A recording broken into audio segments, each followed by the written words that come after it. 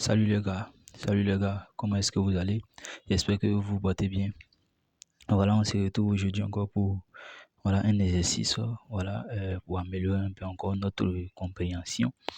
Si c'est la première fois que vous voyez l'une de mes vidéos, voilà, n'hésitez pas à vous abonner, à la liker et à la partager. Voilà, vous pouvez aussi laisser toutes vos préoccupations dans les commentaires afin que nous puissions les résoudre dans les vidéos à venir.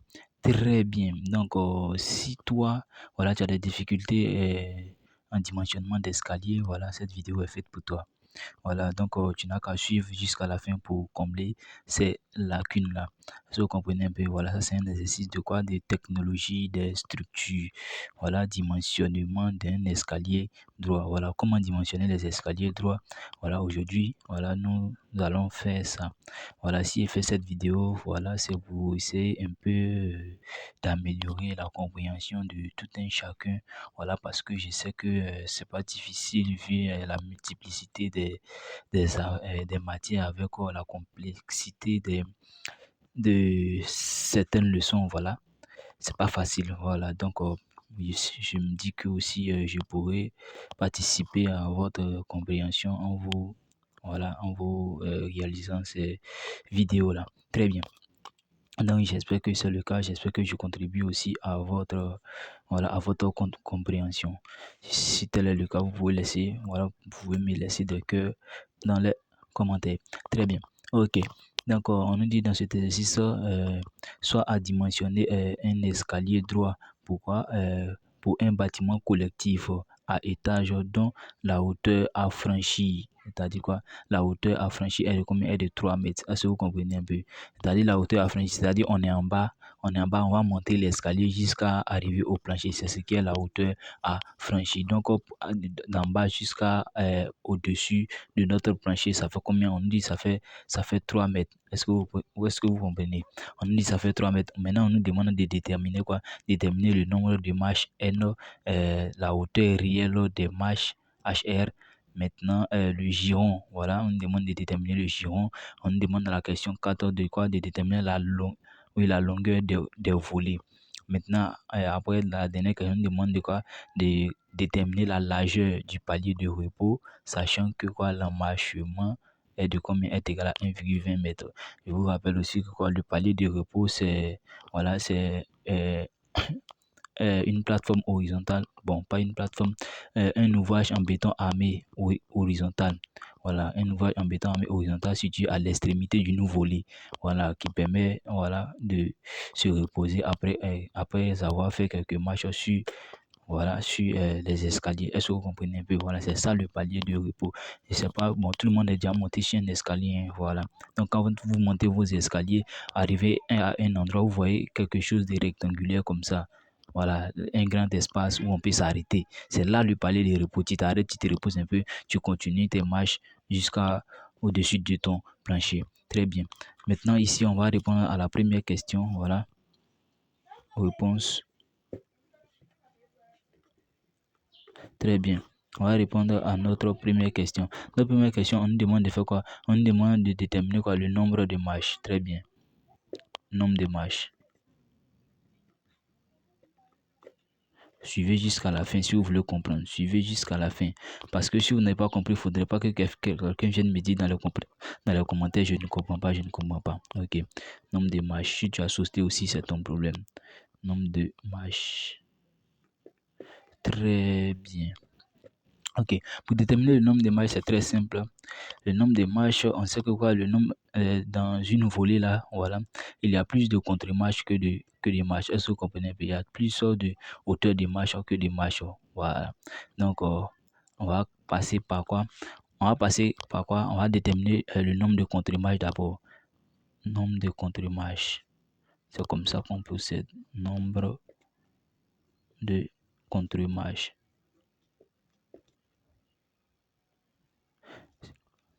Ok, la contre-marche, c'est la partie verticale là. La partie verticale, lorsque vous mettez votre pied, par exemple, j'ai dit que comme ça, un escalier, voilà, ici, là, ça c'est, bon, je suppose que c'est un escalier, hein, voilà. Ok, j'ai ça. Est-ce que vous voyez un peu? C'est ça. Donc, quand je mets mon pied ici, là, c'est la hauteur de ma marche qui est là. Est-ce que vous voyez un peu? C'est ce qu'on appelle aussi quoi? La contre-marche. C'est la hauteur de la marche qui est là. Donc, j'ai mis mon pied ici. Là, voici la deuxième marche. Donc, ça, c'est quoi? Ça, c'est la contre-marche qui est là. Est-ce que vous voyez un peu? Est-ce que vous voyez un peu? C'est la contre-marche qui est là. Donc, je mets mon pied ici. Je soulève encore. Je mets mon pied là. Donc, voici la contre-marche au milieu ici. Ça, c'est la marche, contre-marche. Très bien. On continue. Donc, on va déterminer quoi? Le nombre de contre-marches. Le nombre de contre-marches, on va le noter petit n. Le nombre de contre-marches est égal à quoi? Ça fait la hauteur à franchir. Hauteur à franchir sur quoi? Sur la hauteur moyenne des marches. Sur la hauteur moyenne des marches. Avec hauteur moyenne. Hauteur moyenne des marches là est égale à quoi? La hauteur moyenne des marches pour un escalier, pour un bâtiment à étage, la hauteur moyenne des marches est compris entre la hauteur moyenne à 16,50 et 17,50. Donc, il faut retenir ça, à connaître par cœur. 50 et 17,50. Donc, la hauteur moyenne, là, ça fait combien? Ça fait 16,50 plus 17,50 divisé par 2. Est-ce que vous voyez un peu ça? On fait la moyenne. Donc, ça nous fait combien? Ça nous fait 17 cm. Très bien. On a 17 cm. Ça fait la hauteur, c'est la hauteur moyenne des marches. Donc, on va calculer quoi? Le nombre de contre-marches sera égal à quoi? La hauteur à franchir, c'est combien? On dit ça fait 3 mètres. On dit ça fait 3 mètres. Donc, moi, je convertis ça en centimètres. Donc, ça fait 300 cm. Donc, ça nous fait les 300 divisé par combien? Divisé par 17. 300 divisé par 17. Très bien. On va calculer ça rapidement. On va calculer ça très rapidement. Donc, on dit qu'on a 300 divisé par combien? Divisé par 17. Très bien. Ça nous fait combien? Ça nous fait 17,64. 17,64. Donc, 17,64, environ combien? Environ 18 contre-marches.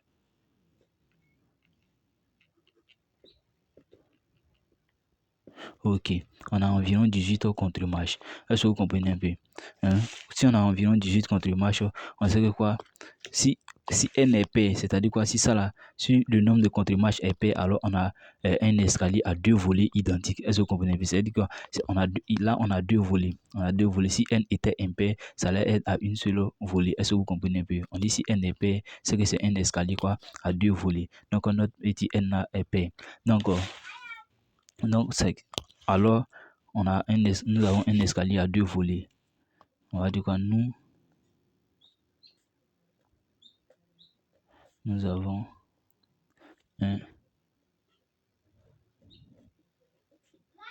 un escalier à deux volets. Ok, nous avons un escalier à deux volets. Très bien, on a un escalier à deux volets. Maintenant, on sait que quoi? Il y a toujours une marche de moins que de contre-marche. Est-ce que vous voyez un peu? Il y a toujours une marche de moins que de contre-marche. Sur toutes les volets, c'est comme ça. Donc, on va dire qu'il y a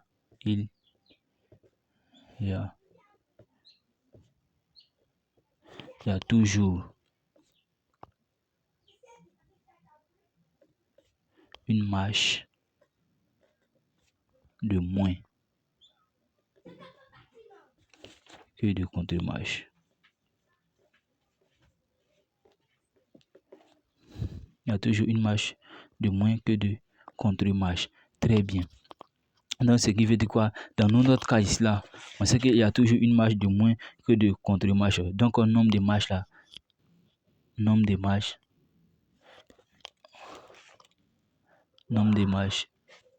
est égal à combien? Ça fait quoi? On a deux volets. On dit il y a toujours, si une volée, il y a une marche de moins. Sur l'autre volet aussi, il y a une marche de moins. Donc, on a combien? On a 18 contre-marches. Donc, on fait 18 moins combien? 18 moins 2. On va trouver le nombre de marches total. Ok. Donc, nombre de marches est égal à combien? Ça fait 18 moins 2. Donc, ça fait le nombre de contre-marches moins le nombre moins la différence qui est entre les deux. Est-ce que vous voyez un peu? Parce que quoi, si une volée, il y a une marche de moins. Est-ce que vous voyez un peu? Comme c'est deux volées, donc ça fait quoi? Si toute la volée, ça fait combien? Ça fait les 18 moins 2. Donc, est égal à combien? Ça fait 16 marches. Ça fait 16 marches. Très bien. Donc, pour réaliser notre escalier, il nous faut combien? On doit prévoir 16 marches. Très bien. 16 marches dans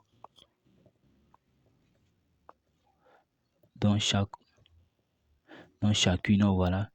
On dit chacune des volées.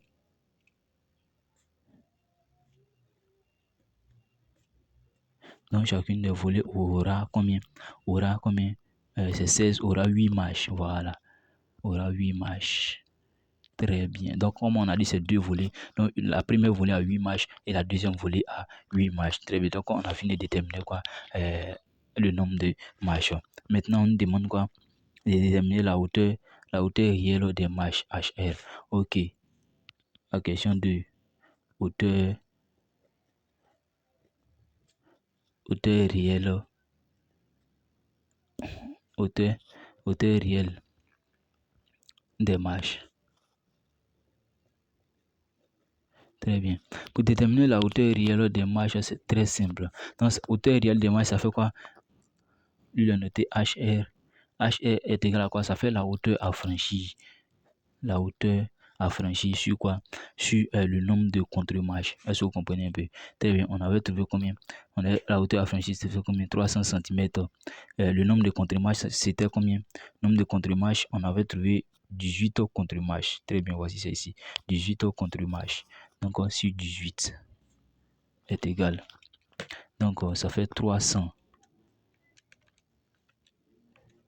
300 divisé par 18. Ça nous fait combien? Ça nous fait 16,66. Or, 16,66 est compris combien? Est compris entre 17,50 et entre 16,50 et 17,50. Là, si vous voyez un peu. 16,66 est compris entre 16,50 et 17,50. Alors, voilà, c'est bon. C'est bon, ça respecte. Donc, ça fait 16, combien? 16,66 cm.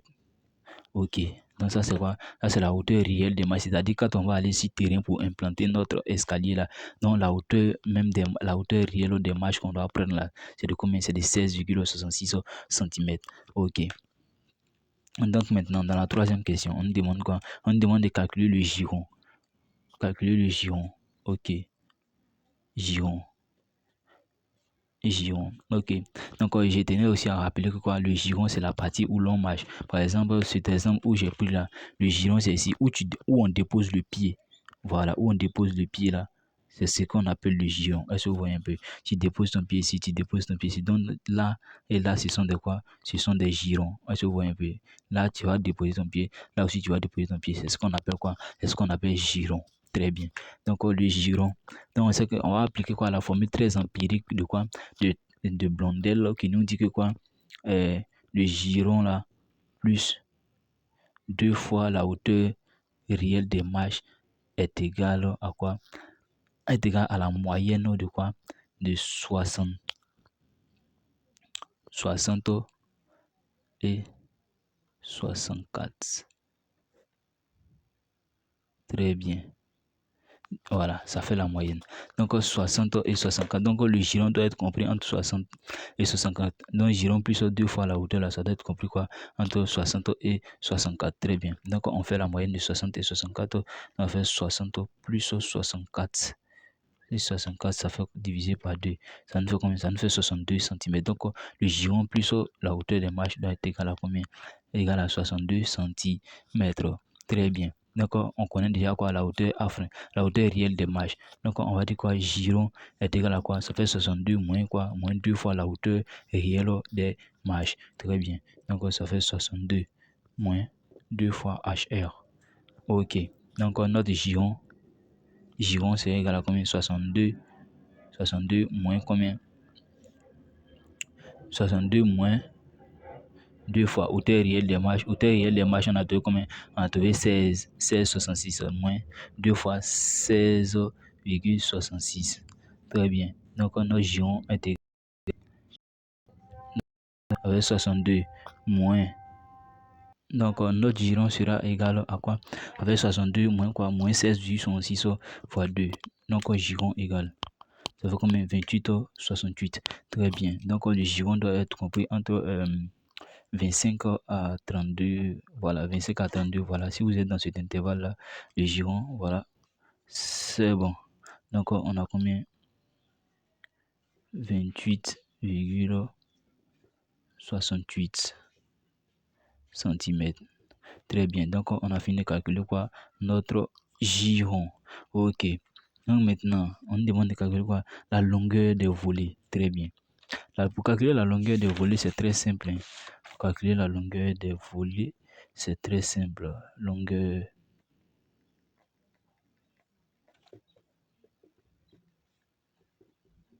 des volets. Ok. Pour calculer la longueur de la volée. Donc, je vais le noter LV. Voilà. Longueur du volet égale à quoi? Je vous donne la formule, comme ça tout le monde pourra retenir. Très bien. C'est pourquoi je vous ai dessus jusqu'à la fin. Parce qu'il y a certaines formules que vous ne connaissez pas sûrement. Ok.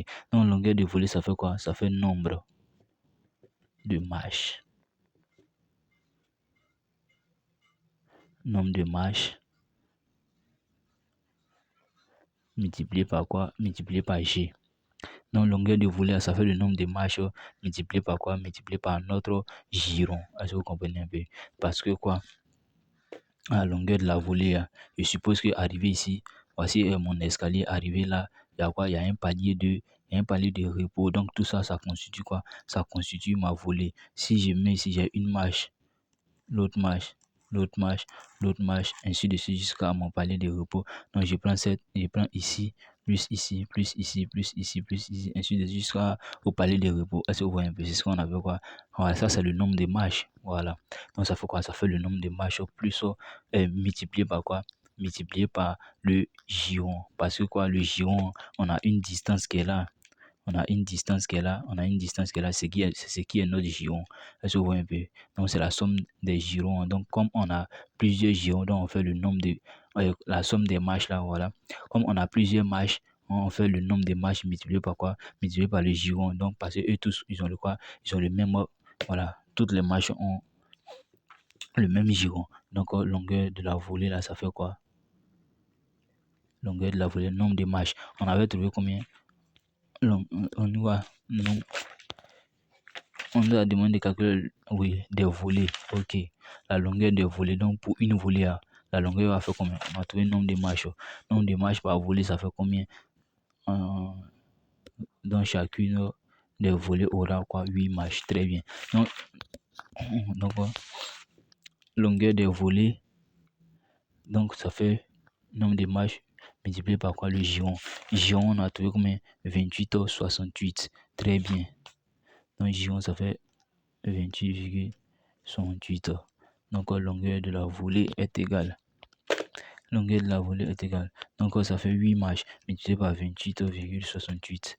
Ça nous fait combien? Ça nous fait 200. Bon, 229, combien? 444 cm. Donc, ça fait 229,44 cm. Donc, ça, c'est quoi? Ça, c'est la longueur de notre volée. Très bien. Donc, une volée fait 229,44 cm. La largeur du palier de repos P, sachant que quoi, l'emmarchement est égal à quoi? Est égal à 1,20 m. Très bien. Donc, on calcule quoi? Le palier de repos.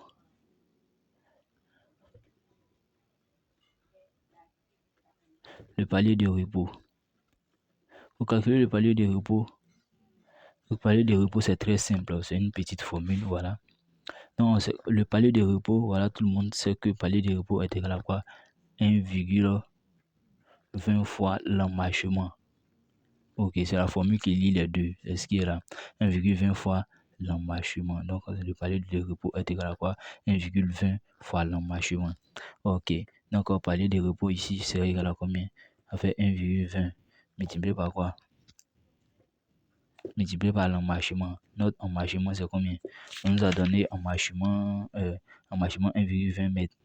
1,20 mètres. Donc, on va mettre ça en centimètres. Est-ce que vous voyez un peu? Donc, ça fait 120 centimètres. Ok, multiplié par combien? Multiplié par 120.